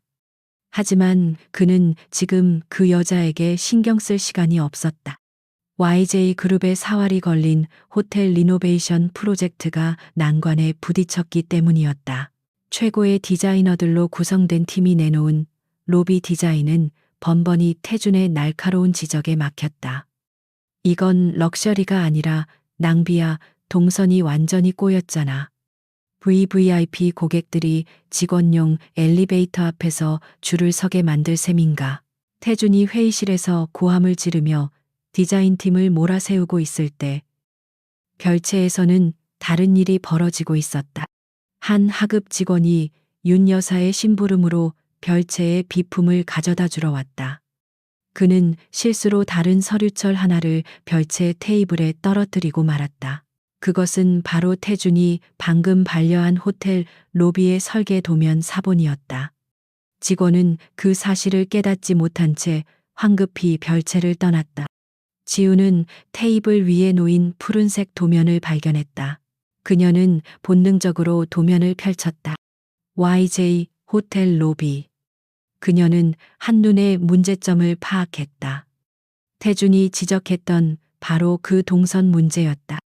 디자이너는 화려함에만 치중한 나머지 공간의 본질적인 기능, 즉 흐름을 놓치고 있었다. 지우는 몇 주 만에 처음으로 심장이 뛰는 것을 느꼈다. 이것은 그녀의 일이었다. 그녀는 연필을 찾았다. 낡은 서랍 구석에 작은 연필 한 자루가 있었다. 그녀는 도면 위에 직접 그릴 수는 없었다. 대신 빈 종이를 찾아 미친 듯이 스케치를 시작했다. 그녀는 가구 배치를 바꾸고 주 출입구와 엘리베이터 홀 사이의 동선을 재설계했다. 불필요한 장식벽을 제거하고 시각적으로 개방감을 주면서도 VVIP의 프라이버시를 확보할 수 있는 교묘한 파티션을 제안했다. 그녀의 손은 기억하고 있었다. 몇 시간 동안 그녀는 자신이 감금된 죄수라는 사실을 잊었다. 그녀는 오직 디자이너 강지우로 돌아가 있었다. 스케치를 마친 그녀는 탈진한 듯 쓰러졌다. 그리고 그 종이를 서랍 깊숙이 숨겼다. 이건 그 남자가 볼 물건이 아니었다. 며칠 후, 윤 여사가 별채를 불시에 점검했다. 그녀는 강지우를 경멸했지만 한편으로는 그녀의 일거수일투족을 감시하라는 태준의 암묵적인 명령을 충실히 따르고 있었다. 그녀는 낡은 서랍을 열다가 구석에 숨겨진 종이들을 발견했다. 이건 또 뭐야? 윤 여사는 낙서라고 생각하며 종이를 구겨버리려다 멈칫했다. 낙서라고 하기에는 너무나 전문적이었다. 날카롭고 자신감 넘치는 선. 세련된 공간 구성. 그것은 호텔 로비 스케치였다. 윤 여사는 이것이 무엇을 의미하는지 몰랐다. 하지만 그녀는 이것이 총수와 관련될 수 있음을 직감했다. 그녀는 그 스케치를 조용히 챙겨 비서실장에게 전달했다. 별채에서 발견된 것입니다. 총수님께서 보셔야 할지도 모르겠습니다. 비서실장은 스케치를 태준의 책상 위에 올려놓았다. 태준은 디자인팀과의 격렬한 회의를 마치고 막 돌아온 참이었다. 그는 짜증스럽게 서류를 집어들었다. 이게 다 뭔가 별채에서 나온 쓰레기까지 내가 봐야 하나. 그는 종이를 구겨버리려다. 그 위에 그려진 로비의 평면도를 보았다. 그의 손이 멈췄다. 그의 미간이 좁혀졌다. 이것은 그의 디자인팀이 며칠 밤을 새워도 해결하지 못한 바로 그 동선 문제의 해답이었다. 스케치는 간결했지만 핵심을 꿰뚫고 있었다. 단 몇 개의 선 변경으로 막혀있던 흐름이 뚫리고 공간이 살아났다. 이것은 아마추어의 솜씨가 아니었다. 지독하게 효율적이고 세련되었으며 무엇보다 상업적인 공간의 본질을 완벽하게 이해하고 있는 전문가의 작품이었다. 태주는 의자에 등을 기댔다. 강지우. 그는 이 스케치를 그린 사람이 그녀일 수밖에 없다는 것을 알았다. 돈에 환장한 행실 가벼운 여자. 그가 규정했던 그녀의 이미지와 눈앞의 이 천재적인 스케치는 도저히 연결되지 않았다. 그는 혼란스러웠다. 이 여자는 대체 정체가 무엇인가? 그저 돈을 위해 몸을 파는 여자가 어떻게 이런 수준의 디자인을 할 수 있단 말인가? 태주는 처음으로 자신의 판단에 작은 균열이 생기는 것을 느꼈다. 물론 그는 그것이 혐오감에 가려진 호기심이라는 것을 인정하고 싶지 않았다. YJ그룹의 위기는 현실이 되어가고 있었다. 그룹의 상징이자 자존심인 YJ 플래그십 호텔의 리노베이션 프로젝트가 좌초될 위기에 처했다. 이것은 한태준이 총수 자리에 오른 뒤 처음으로 모든 것을 걸고 추진하는 프로젝트였다. 실패는 용납될 수 없었다. 이게 당신들이 며칠 밤을 새워 만든 결과물인가? 태준의 목소리가 얼음처럼 차가운 회의실 공기를 갈랐다. 거대한 스크린에 띄워진 화려한 로비, 렌더링 이미지를 향해 그의 붉은색 레이저 포인터가 날카롭게 움직였다. 이곳은 시장 바닥이 아니야. YJ 호텔이다. 그는 도면의 치명적인 결함들을 하나하나 지적했다. VVIP 동선과 연회장 방문객 동선이 완벽하게 겹치고 있어. 프라이버시가 생명인 고객들에게 재난 영화를 찍으라고 할 셈인가. 최고의 전문가들로 구성된 디자인팀은 고개를 숙였다. 그들은 한태준의 완벽주의와 날카로운 안목 앞에서 속수무책이었다. 그는 단순히 미적 감각을 탓하는 것이 아니었다. 공간의 본질적인 기능. 그 철학의 부재를 질책하고 있었다. 전부 다시 해. 내일 아침까지 이 문제를 해결할 새로운 안을 가져와. 태준의 일방적인 통보와 함께 회의는 끝났다.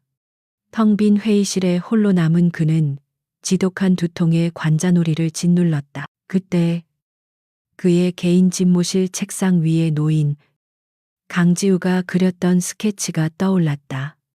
그는 며칠째 그 종이들을 버리지도 그렇다고 인정하지도 못하고 있었다. 그 스케치는 완벽했다.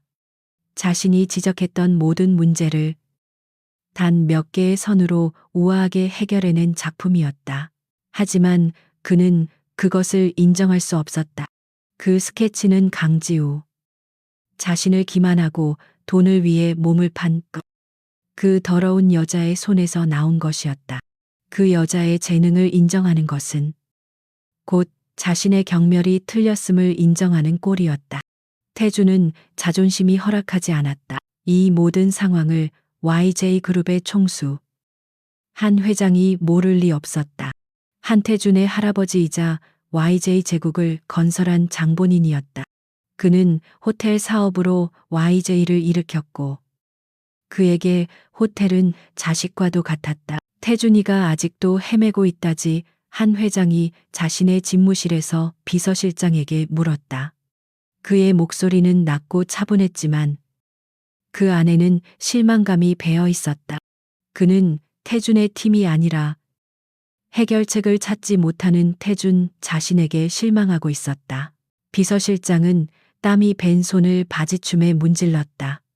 그는 한태준 총수에게 충성했지만 그의 첫 번째 주인은 한 회장이었고 YJ그룹 그 자체였다.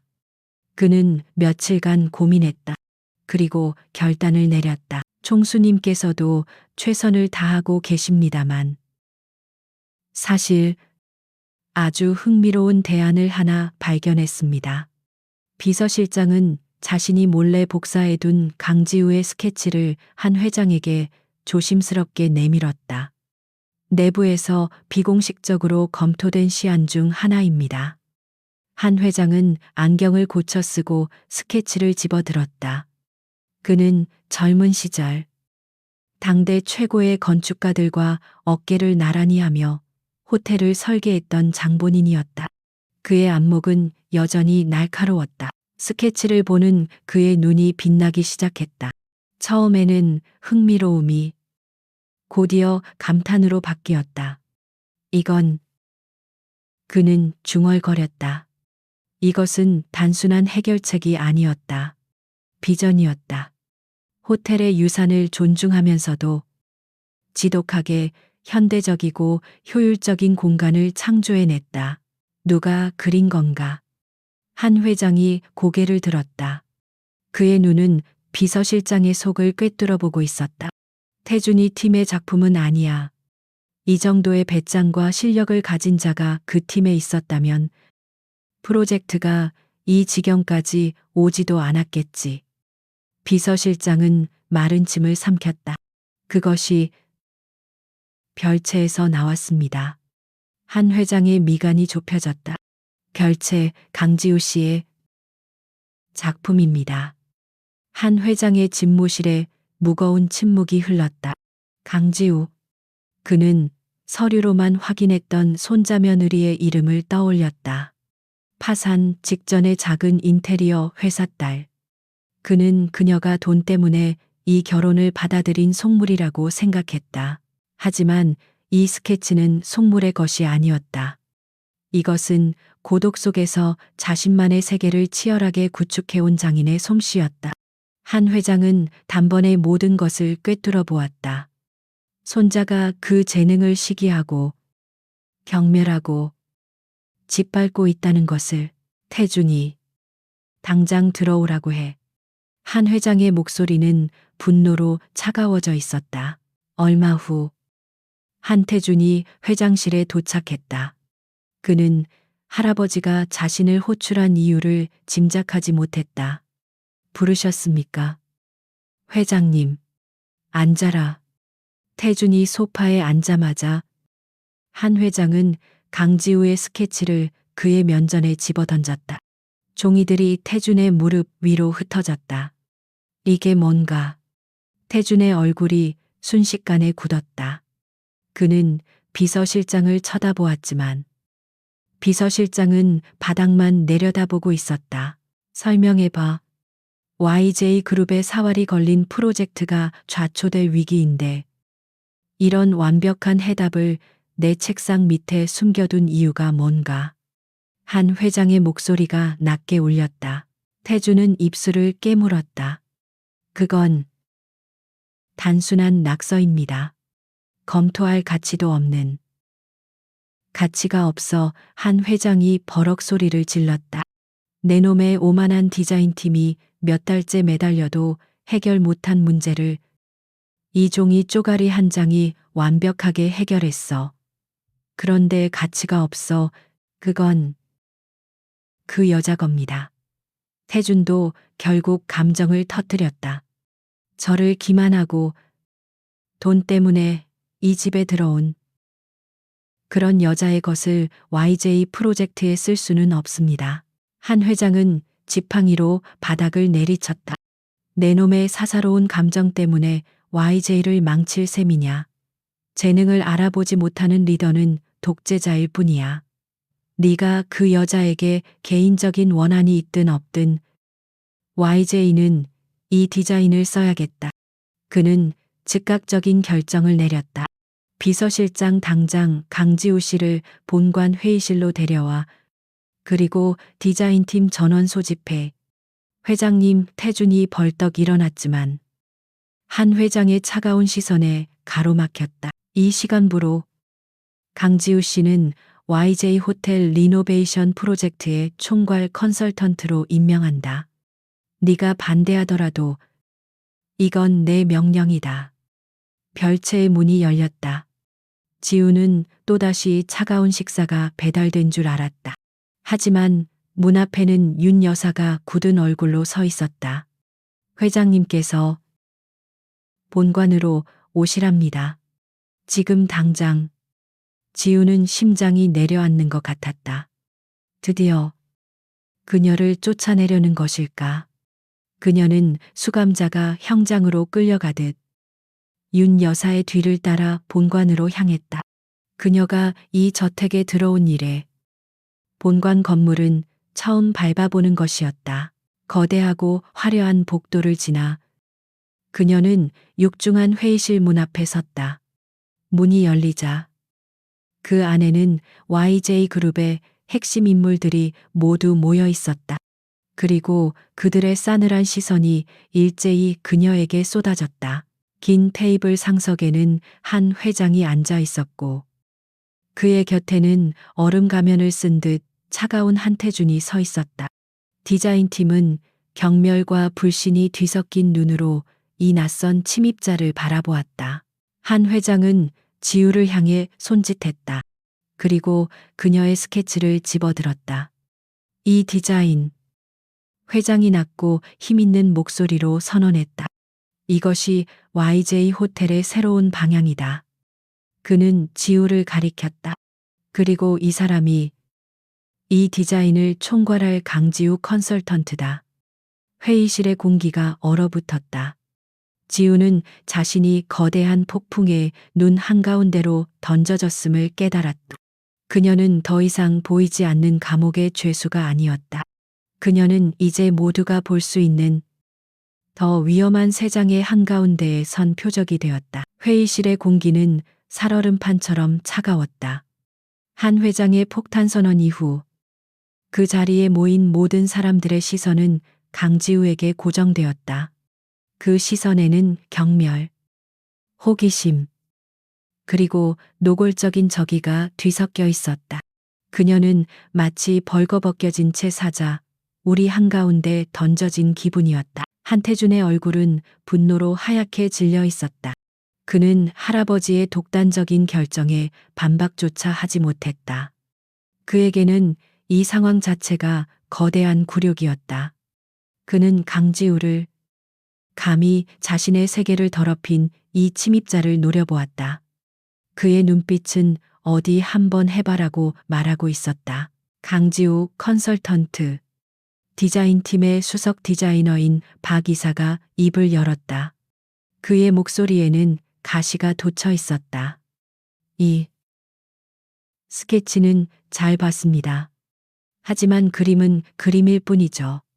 그는 지우의 스케치를 조롱하듯 집어들었다. 이 구조 변경은 현행 소방법과 건물 하중 기준을 무시한 것입니다. VVIP 동선을 확보하려다 호텔 전체의 안전을 무너뜨릴 셈입니까? 아마추어의 몽상으로는 YJ 호텔을 책임질 수 없습니다. 박 이사의 말에 다른 팀원들도 동조하듯 고개를 끄덕였다. 지우는 숨을 깊게 들이마셨다. 그녀는 이 순간을 예상했다. 박 이사님 말씀이 맞습니다. 안전은 기본이죠. 그녀의 목소리는 떨렸지만 내용은 단호했다. 그녀는 회의실 스크린 앞으로 걸어 나갔다. 하지만 이 파티션은 하중을 받는 내력벽이 아닙니다. 기존의 장식벽을 얇은 티타늄 프레임과 강화 유리로 대체하는 방식입니다. 무게는 오히려 30% 감소하죠. 그녀는 스케치 옆에 빠르게 단면도를 그리기 시작했다. 그리고 소방법 말씀하셨습니까? 이 설계는 주 출입구와 비상구를 잇는 최소 폭이 5m를 확보했습니다. 오히려 기존의 불필요한 장식장들이 그 동선을 막고 있었습니다. 제 설계는 그녀는 레이저 포인터를 들었다. 오히려 법적 기준보다 더 안전합니다. 회의실은 순간 정적에 휩싸였다. 지우의 설명은 막힘이 없었고 그녀의 눈빛은 더 이상 별채에 갇혀 있던 죄수의 것이 아니었다. 그것은 자신의 작업에 확신을 가진 전문가의 눈빛이었다. 박 이사의 얼굴이 붉어졌다. 그는 구체적인 수치까지 준비해온 이 낙하산 컨설턴트에게 할 말을 잃었다. 모두의 시선이 한태준에게 향했다. 그는 여전히 팔짱을 낀 채 미동도 없었다. 좋습니다. 태준이 차갑게 입을 열었다. 말은 그럴듯하군. 그럼 증명해봐. 네가 얼마나 대단한지. 그는 지우에게 YJ 호텔의 전체 도면이 담긴 태블릿을 던지듯 건넸다. 오늘부터 강지우 씨는 본관 1층 임시 사무실로 출근한다. 이것은 배려가 아니었다. 자신의 감시 아래 두겠다는 선언이었다. 디자인팀은 강 컨설턴트의 지시를 따르도록, 물론 그 지시가 합리적일 경우에만. 그렇게 지우의 두 번째 감옥 생활이 시작되었다. 1층의 작은 창고를 개조한 사무실은 별채보다 나을 것이 없었지만 지우에게는 도면과 컴퓨터가 있었다. 그녀는 그것만으로도 숨통이 트이는 것 같았다. 한태준은 그녀를 혹독하게 다뤘다. 그는 새벽 2시에 그녀를 호출해 도면의 사소한 오차를 지적했고 수십 개의 대안 자재 리스트를 다음 날 아침까지 보고하라고 명령했다. 그는 그녀가 스스로 무너져 내리기를, 도망치기를 바랐다. 하지만 강지우는 무너지지 않았다. 그녀는 밤을 새웠고 태준이 요구한 것보다 더 완벽한 자료를 그의 책상 위에 올려놓았다.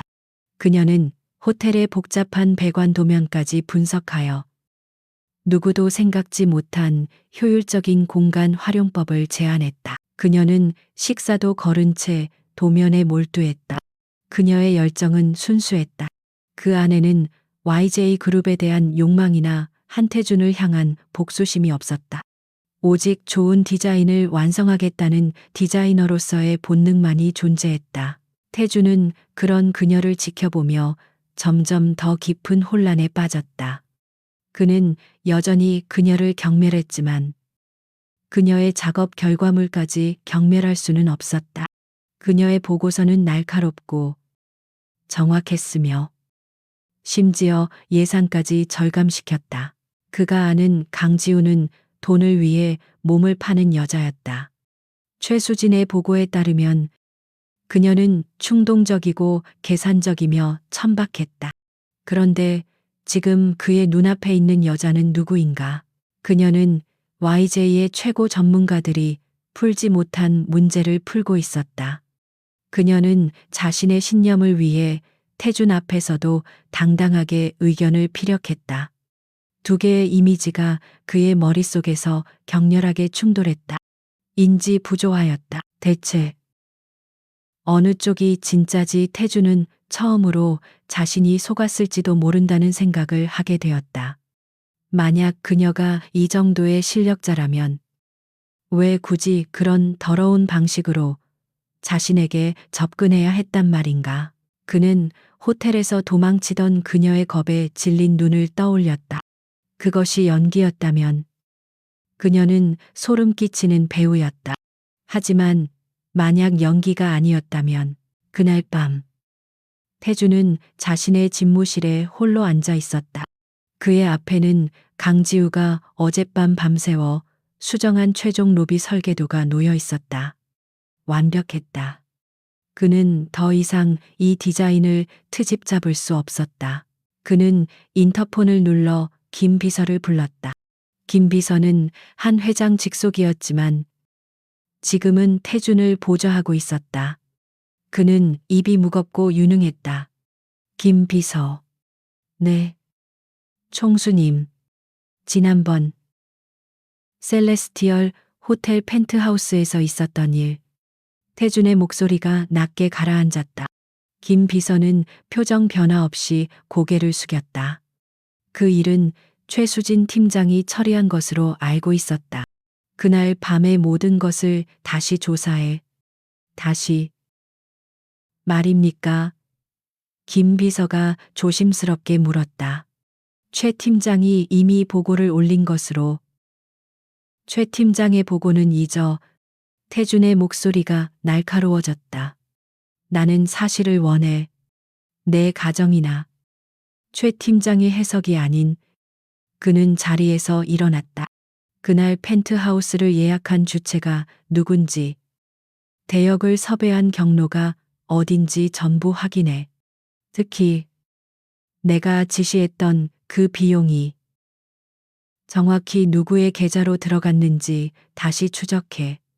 알겠습니다. 총수님. 그리고 태주는 잠시 망설였다. 그날 밤 호텔 VVIP층의 모든 보안 카메라 영상을 확보해 단 한순간도 놓치지 말고 비밀리에 진행해야 합니다. YJ그룹의 그 누구도, 특히 최수진 팀장은 이 사실을 알아서는 안 돼. 김 비서의 눈이 미세하게 커졌지만 그는 곧 침착하게 대답했다. 명심하겠습니다.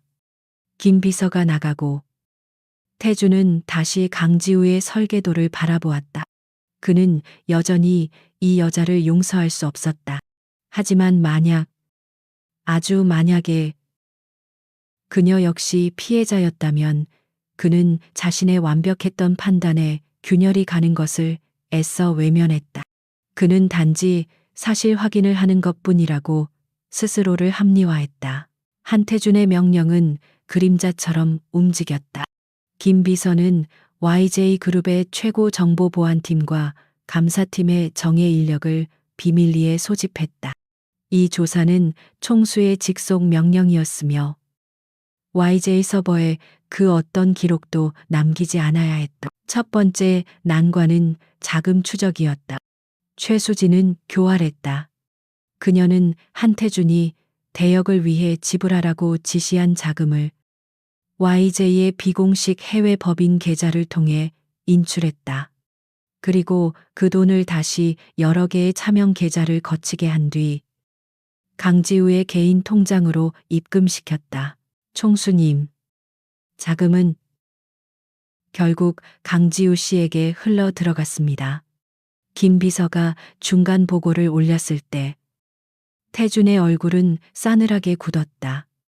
역시 그랬군. 그는 자신이 또다시 속았다고 생각했다.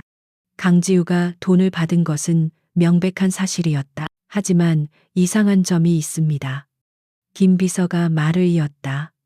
이 모든 자금 이체 명령이 총수님의 승인 코드 대신 최수진 팀장의 내부 결제 코드로 이루어졌습니다. 규정 위반입니다. 마치 강지우 씨에게 돈이 갔다는 증거를 의도적으로 남기기라도 한 것처럼 보입니다. 태준의 미간이 좁혀졌다. 보안 카메라 영상은 확보했습니다. 지금 분석 중입니다. 태준은 자리에서 일어났다. 내가 직접 보겠다. YJ그룹의 비밀 보안실. 태준은 김 비서와 단둘이 앉아 그날 밤 셀레스티얼 호텔 VVIP층의 모든 영상을 확인하기 시작했다. 시간은 지루하게 흘러갔다. 가면을 쓴 강지우가 엘리베이터에서 내리는 모습이 보였다. 그녀는 겁에 질린 듯 보였다.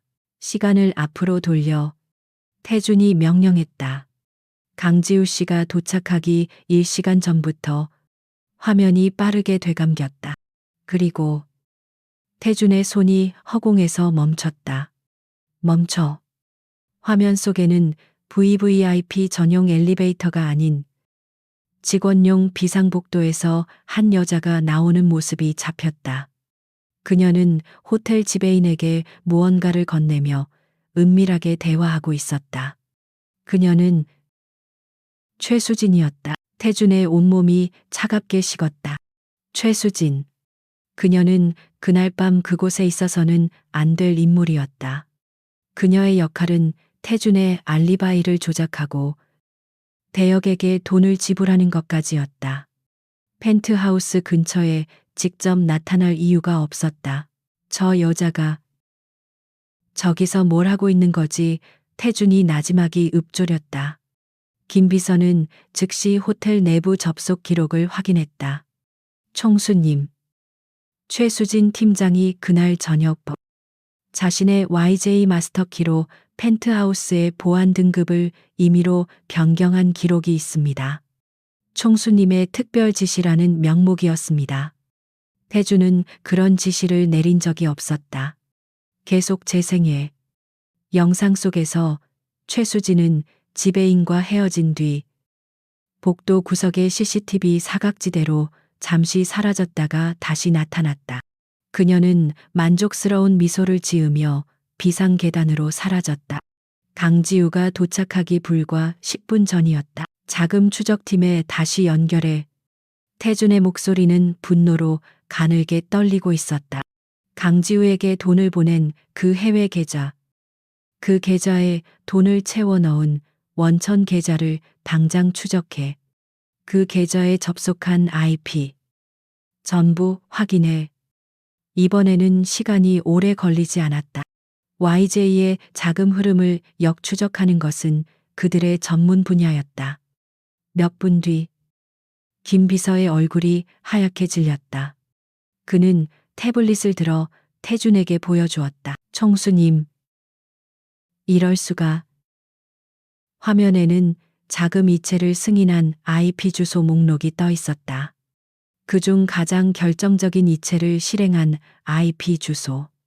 그것은 YJ 타워 32층 전략기획 1팀 사무실에서 할당된 번호였다. 산시알 전략기획 1팀. 태준이 그 주소를 되뇌었다. 그리고 그는 깨달았다. 그곳은 최수진의 개인 사무실이었다. 모든 조각이 한순간에 맞춰졌다. 최수진은 강지우의 절박한 상황을 알고 있었다. 그녀는 한태준이 약혼녀인 강지우를 얼마나 경멸하는지도 알고 있었다. 그녀는 이 모든 것을 계획했다. 강지우에게는 대역 알바라고 속여 펜트하우스로 보냈다.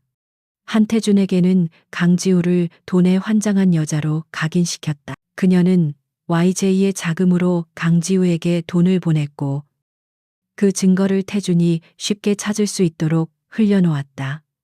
그리고 자신은 지우의 절친한 친구인 척 연기하며 태준에게 지우의 원래 행실이 가볍다고 이간질했다. 이것은 한태준과 강지우 두 사람을 동시에 파멸시키려는 완벽한 계획이었다. 태준은 그녀의 소나귀에서 노란한 꼭두각시였고 강지우는 모든 것을 뒤집어 쓴 희생양이었다. 하.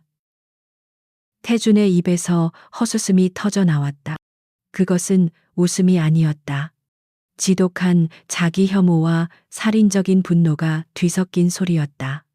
그는 자신이 얼마나 어리석었는지 깨달았다. 그는 강지우의 얼굴을 떠올렸다. 별채에 갇혀 유령처럼 지내던 모습. 자신의 모욕적인 말을 묵묵히 견뎌내던 모습. 그리고 디자인팀 앞에서 당당하게 자신의 실력을 증명하던 그 눈빛. 그녀는 돈을 위해 몸을 판 여자가 아니었다. 그녀는 가장 믿었던 친구에게 배신당하고 자신의 약혼자에게 짓밟힌 피해자였다. 태준은 주먹을 세게 쥐었다. 뼈마디가 하얗게 변했다. 김 비서. 네, 총수님, 이 모든 증거 자료, 단 하나도 빠짐없이 보고서로 정리해 최수진이 빠져나갈 구멍이 없도록. 그의 목소리는 감정이 사라진 듯 차가웠지만 그 안에는 폭풍 전야의 고요함이 담겨 있었다. 그는 보안실을 나와 자신의 집무실로 돌아왔다. 창밖으로 1층 임시 사무실에 불이 아직도 환하게 켜져 있었다. 강지우는 또 밤을 새우고 있었다. 그녀는 자신이 YJ를 위해 일하고 있다고 생각하겠지만 사실은 자신을 지옥으로 밀어넣은 남자들을 위해 일하고 있었다. 태주는 난생 처음으로 지독한 죄책감을 느꼈다. 그는 그녀에게 용서를 구해야 했다. 하지만 그 전에 이 모든 것을 계획한 자에게 대가를 치르게 해야 했다. 그는 휴대폰을 들어 최수진에게 문자를 보냈다. 내일 저녁 본가에서 가족 만찬이 있다. 호텔 프로젝트에 기여한 공이 크니 너도 참석하도록 꼭. 이것은 초대가 아니었다. 처형을 위한 소환장이었다. 한가 간자의 본관 만찬실은 숨막히는 긴장감으로 가득 찼다. 거대한 크리스털 샹들리에가 눈부신 빛을 쏟아냈지만 그 빛은 테이블에 앉은 인물들의 차가운 표정만을 부각시켰다. 오늘은 YJ 호텔 프로젝트의 성공적인 1차 완료를 축하하고 강지우를 공식적으로 소개하는 자리였다. 강지우는 바늘방석에 앉은 듯 불안했다. 그녀는 한 회장의 특별 지시로 값비싼 드레스를 입고 있었지만 여전히 이곳에 어울리지 않는 이방인처럼 느껴졌다. 그녀의 맞은편에는 한태준이 얼음처럼 차가운 무표정으로 앉아 있었다. 그리고 그 곁에는 프로젝트 공로자 자격으로 특별히 초대된 최수진이 환한 미소를 짓고 있었다. 수진은 승리감에 도취해 있었다. 그녀는 지우가 한태준의 감시 아래 일을 하고 있다는 것을 일종의 세련된 형벌을 받고 있다고 생각했다. 오늘 이 자리는 YJ의 미래를 위한 자리요. 한 회장이 무거운 입을 열었다. 그리고 그 미래를 가능하게 한 인재를 소개하지. 강지우 컨설턴트. 모든 시선이 지우에게 쏠렸다. 지우는 어색하게 고개를 숙였다. 한 회장은 지우의 디자인이 가져온 혁신에 대해 칭찬을 아끼지 않았다. 태주는 말없이 와인잔만 만지작거렸다. 최수진의 미소가 조금씩 굳어가는 것이 보였다. 그녀는 지우가 이토록 주목받는 것을 견딜 수 없었다. 식사가 중반쯤 무르익었을 때 최수진이 와인잔을 높이 들었다. 회장님 말씀에 전적으로 동감합니다. 그녀의 목소리는 꿀처럼 달콤했지만 그 안에는 독이 숨겨져 있었다. 우리 지우. 아니, 강 컨설턴트는 정말 대단한 친구예요. 그녀는 지우를 바라보며 미묘한 미소를 지었다. 정말 원하는 것을 얻기 위해서는 수단과 방법을 가리지 않는 그런 특별한 재능을 가졌죠. 지우의 얼굴이 하얗게 질렸다. 수진이 무슨 말을 하려는지 직감했다. 아마 여기 계신 분들은 모르실 거예요. 우리 강 컨설턴트가 얼마나 적극적으로 이 프로젝트에 임했는지. 수진의 시선이 태준에게 향했다. 특히 총수님께는 더더욱. 그렇죠. 만찬실의 공기가 싸늘하게 얼어붙었다. 한 회장의 눈썹이 꿈틀거렸다. 지우는 손이 차갑게 식는 것을 느꼈다. 바로 그때 태준이 냅킨으로 입가를 닦고는 조용히 입을 열었다. 최수진 팀장. 그의 목소리는 나지막했지만 방 안의 모든 소리를 압도했다. 그 특별한 재능에 대해 좀 더 자세히 들어봐도 되겠나. 수진은 당황했다. 태준이 자신의 편을 들어주리라 생각했는데 그의 눈빛은 알 수 없는 냉기로 가득했다. 아, 그게 총수님. 저는 그저 지우가 얼마나 열정적인지. 김 비서. 태준이 수진의 말을 잘랐다. 준비한 것을 보여드려. 김 비서가 리모컨을 누르자 만찬실 벽면에 거대한 스크린이 켜졌다. 그곳은 원래 호텔의 새로운 조감도를 보여주기 위한 것이었다. 하지만 화면에 뜬 것은 조감도가 아니었다. 셀레스티얼 호텔 VVIP층의 복도 CCTV 영상이었다. 최수진의 얼굴에서 핏기가 가시는 것이 보였다. 화면 속에는 그녀가 호텔 지배인에게 무언가를 건네고 YJ 마스터키로 펜트하우스 보안 설정을 조작하는 모습이 선명하게 찍혀 있었다.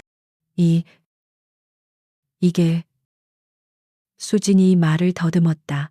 조작된 영상입니다. 총수님. 저건 조작. 태준이 차갑게 반문했다. 그럼 저 호텔 지배인의 서명과 진술서도 조작인가? 다음 화면에는 지배인의 진술서가 떴다.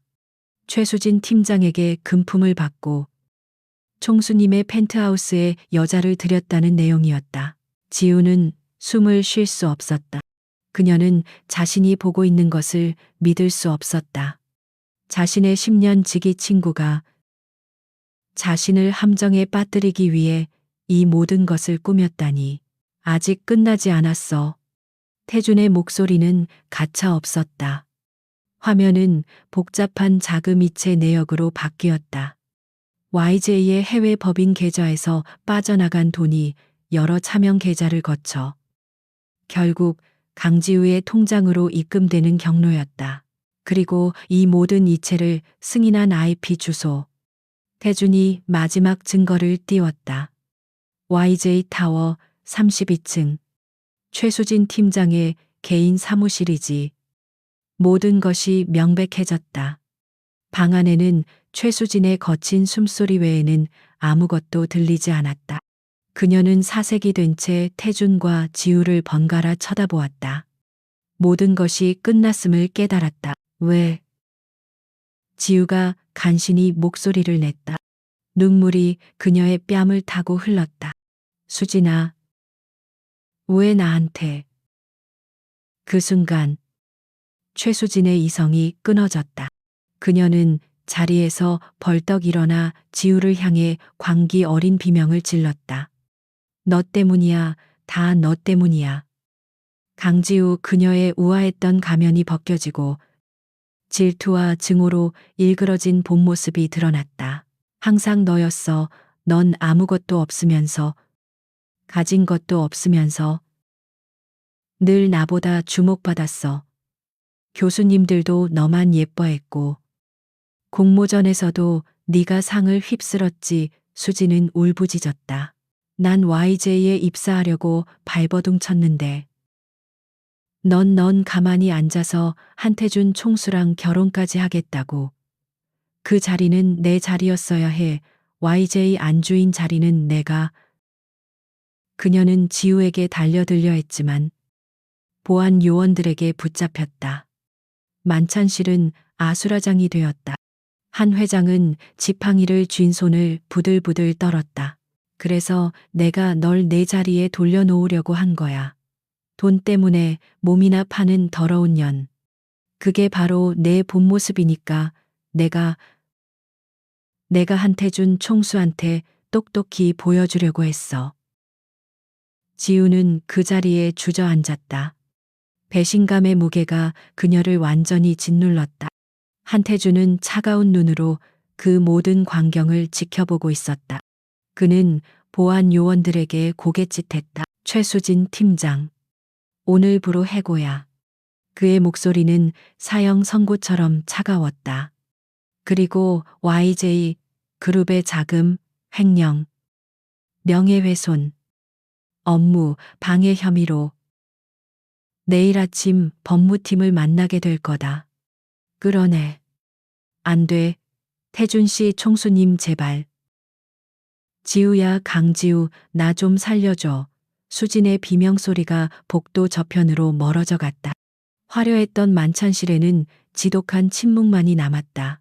지우는 바닥에 주저앉아 소리 없이 울었다. 모든 것이 거짓이었다. 그녀의 우정, 그녀의 절망, 그리고 그녀가 받았던 모욕까지도. 한태주는 무릎을 굽혀 그녀와 눈높이를 맞췄다. 그는 자신의 재킷을 벗어 그녀의 떨리는 어깨에 덮어주었다. 그의 손이 조심스럽게 그녀의 어깨에 닿았다. 지우는 그제야 고개를 들어 그를 바라보았다. 그의 눈에는 더 이상 경멸이 없었다. 대신 읽기 어려운 깊은 고통과 지독한 죄책감이 담겨 있었다. 만찬실의 소란이 잦아들자 거대한 저택은 무덤 같은 침묵에 휩싸였다. 시간은 멈춘 듯 흘러가지 않았다. 강지우는 자신이 별채로 어떻게 돌아왔는지 기억나지 않았다.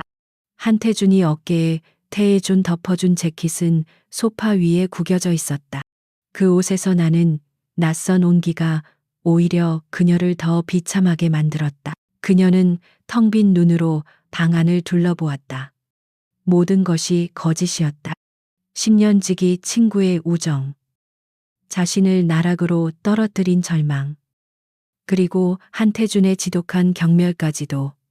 그녀는 거대한 사기극의 주인공이었다. 최수진의 질투가 만들어낸 무대 위에서 그녀는 가장 굴욕적인 역할을 맡았다. 눈물이 더 이상 나오지 않았다. 배신감은 슬픔보다 더 깊은 곳에서 그녀의 영혼을 갉아먹었다.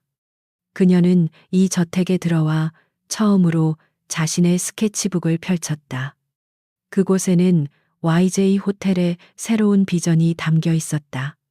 하지만 이제 그 모든 것이 더럽혀진 것 같았다. 자신의 재능이 결국 자신을 가장 끔찍한 함정으로 이끌었다. 그녀는 이 집에서, 이 남자 곁에서 단 한순간도 더 머무를 수 없었다. 아버지의 회사도, 빚도 이제 상관없었다. 그녀는 자신의 존엄성을 되찾아야 했다. 같은 시각, 한태주는 자신의 집무실에서 밤을 새우고 있었다. 책상 위에는 김 비서가 정리한 최종 보고서가 놓여 있었다. 최수진의 모든 범행이 날짜별로, 시간별로 꼼꼼하게 기록되어 있었다. 그는 자신이 얼마나 눈멀고 오만했는지 뼈저리게 깨달았다. 그는 강지우를 담보물이라 불렀다. 더러운 여자라고 매도했다. 그는 그녀의 재능을 보고서도 그것을 인정하기 싫어 외면했다. 최수진이 그녀를 나락으로 밀었다면 자신은 그 나락의 바닥에서 그녀를 짓밟은 공범이었다. 그는 그녀가 별채에서 홀로 견뎌냈을 시간들을 상상했다. 경멸 속에서도 묵묵히 자신의 일을 해냈던 그녀의 모습을 떠올렸다. 그녀의 강인함이, 그녀의 순수한 열정이 이제 와서야 그의 심장을 때렸다. 지독한 자기 혐오가 밀려왔다. 동이 트기 시작할 무렵 지우는 결심을 마쳤다. 그녀는 한 회장이 보냈던 값비싼 드레스를 벗어 침대 위에 단정하게 개어 놓았다. 그리고 자신이 이 집에 처음 올 때 입었던 낮고 초라한 투피스 정장으로 갈아입었다. 그녀에게는 짐이라고 할 것도 없었다. 작은 가방 하나가 전부였다. 그녀는 마지막으로 책상 서랍을 열었다. 그곳에는 자신이 서명했던 수정된 혼인 계약서가 있었다. 그녀는 그것을 집어들었다. 찢어버릴까 하다가 그럴 가치도 없다고 생각했다. 지우는 별채의 문을 열고 나왔다. 차가운 새벽 공기가 폐부 깊숙이 스며들었다. 그녀는 본관을 지나 정문으로 향했다. 이 지옥 같은 저택을 벗어나고 싶었다. 아버지에게 모든 것을 고백하고 처음부터 다시 시작할 생각이었다. 저택의 정문 앞에 다다랐을 때 그녀는 그곳에 서 있는 인형을 보고 걸음을 멈췄다. 한태준이었다. 그 역시 밤을 새운 듯 흐트러짐 없는 슈트 차림이었지만 얼굴에는 깊은 피로와 고뇌가 서려 있었다. 그는 그녀가 떠날 것을 알고 있었다. 그는 그녀의 앞을 가로막지 않았다. 그저 무거운 침묵 속에서 그녀를 바라볼 뿐이었다. 지우는 그를 차갑게 지나치려 했다. 비켜주세요. 그녀의 목소리는 얼어붙어 있었다. 더 이상 그에게서 어떤 연민이나 동정도 바라지 않았다. 가시는 겁니까? 그가 물었다. 그 목소리에는 이전에 없던 미세한 떨림이 실려 있었다. 내가 당신의 담보물 역할을 그만두기로 했거든요. 지우는 냉소적으로 웃었다. 그녀는 품속에서 그 굴욕적인 계약서를 꺼내 그의 가슴팍에 던졌다. 종이들이 힘없이 바닥으로 흩어졌다. 당신이 원하던 대로 됐네요. 난 당신 눈앞에서 사라질 테니까. 태주는 흩어진 종이들을 내려다보았다. 그는 고개를 끄덕였다. 당신은 가도 됩니다. 아니, 가야만 하겠지. 그는 지우를 바라보았다. 그의 눈은 더 이상 경멸로 차 있지 않았다. 그곳에는 오직 깊은 죄책감만이 남아 있었다. 날 미워하는 게 당연합니다. 아니, 날 경멸해야 합니다. 태준의 목소리는 낮고 무거웠다. 나는 모든 것을 알고도 당신을 믿지 않았어. 아니, 믿고 싶지 않았지. 그는 한 걸음 다가섰다. 지우는 본능적으로 한 걸음 물러섰다. 난 할아버지가 강요한 이 결혼이 싫었소. 그래서 당신이 돈 때문에 결혼한 속물이기를 바랐어. 내 편견에 당신을 억지로 끼워 맞춘 거야. 그의 고백은 변명이 아니었다. 그것은 지독한 자기 반성이었다. 난 최수진만큼이나 비겁했소지로. 그녀는 질투로 당신을 함정에 빠뜨렸고, 나는 내 오만함으로 당신을 그 함정 속에 가뒀지. 나는 당신의 재능을 보고서도, 당신의 눈빛을 보고서도 내 판단이 틀렸을지도 모른다는 사실을 외면했어. 강지우 씨. 그가 처음으로 그녀의 이름을 제대로 불렀다. 오해해서 미안한 게 아니오. 당신을 믿어주지 못한 내 비겁함에 대해 사과하는 거요. 지우의 눈동자가 흔들렸다. 이렇게까지 처절한 사과를 예상하지 못했다. 그녀가 아는 한태주는 절대 자신의 잘못을 인정할 남자가 아니었다. 태주는 자신의 재킷 안주머니에서 다른 서류를 꺼냈다. 그리고 바닥에 떨어진 굴욕적인 계약서 조각들을 주워 모았다. 그는 라이터를 꺼내 그 종이들에 불을 붙였다. 종이들은 순식간에 재가 되어 새벽바람에 흩날렸다. 이건 처음부터 존재하지 말았어야 할 것이었소. 그는 재가 사라지는 것을 지켜보다가 지우에게 새로 꺼낸 서류를 내밀었다. 그것은 깨끗한 혼인 계약서 원본이었다. 이게 뭐죠? 원래의 계약서요. 태준이 말했다. 최수진이 농간을 부리기 전 당신과 내가 만났다면 서명했어야 할 지극히 평범하고 상호 동등한 조건의 계약서. 그는 펜을 함께 내밀었다. 당신을 잡을 자격이 없다는 거. 아오. 당신이 떠나는 것을 막을 수도 없소. 하지만 그의 눈이 간절하게 그녀를 붙잡았다. 당신에게 다시 한번 기회를 구하고 싶소. 나에게.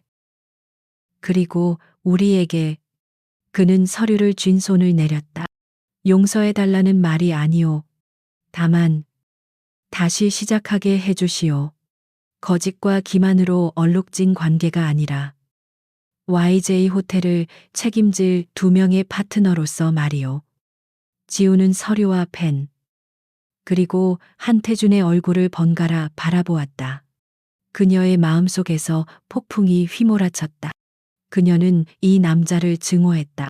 하지만 동시에 이 남자는 자신의 재능을 유일하게 알아본 사람이기도 했다. 그녀는 천천히 그에게서 펜을 받아들었다. 태주는 숨을 죽였다. 그녀가 서명하기를 혹은 거부하기를 기다렸다. 지우는 펜을 들고 서명란을 바라보았다. 그리고 잠시 후 그녀는 그 펜을 계약서 옆에 조용히 내려놓았다. 태준의 얼굴에 실망감이 스쳤다. 지우 씨. 계약서 따위가. 지우가 입을 열었다. 그녀의 목소리는 차가웠지만 더 이상 공허하지는 않았다. 이 모든 일을 바로잡을 수는 없어요. 그녀는 가방을 고쳐 맸다. 그리고 태준을 지나쳤다. 하지만 그녀가 향한 곳은 정문이 아니었다. 그녀는 다시 저택의 본관을 향해 걸어가고 있었다. 태준은 혼란스러운 얼굴로 그녀의 뒷모습을 바라보았다. 어디로 가는 거요? 지우가 걸음을 멈추고 어깨 너머로 그를 돌아보았다. 그녀의 얼굴 위로 첫 새벽빛이 쏟아졌다. 출근해야죠. 그녀가 무심하게 말했다. 우리에겐 완성해야 할 호텔이 있잖아요. 총수님. 지우는 다시 걸음을 옮겼다. 태주는 그 자리에 잠시 얼어붙은 듯 서 있었다. 그는 그녀의 말을 이해하려 했었다. 그리고 잠시 후 그의 얼음 같던 얼굴에 아주 천천히 작은 미소가 번졌다. 그것은 그가 지은 첫 번째 진짜 미소였다. 그는 그녀를 따라 본관으로 걸음을 옮겼다. 서명되지 않은 계약서는 차가운 새벽 공기 속에 남겨졌지만 두 사람의 진짜 계약은 이제 막 시작되고 있었다.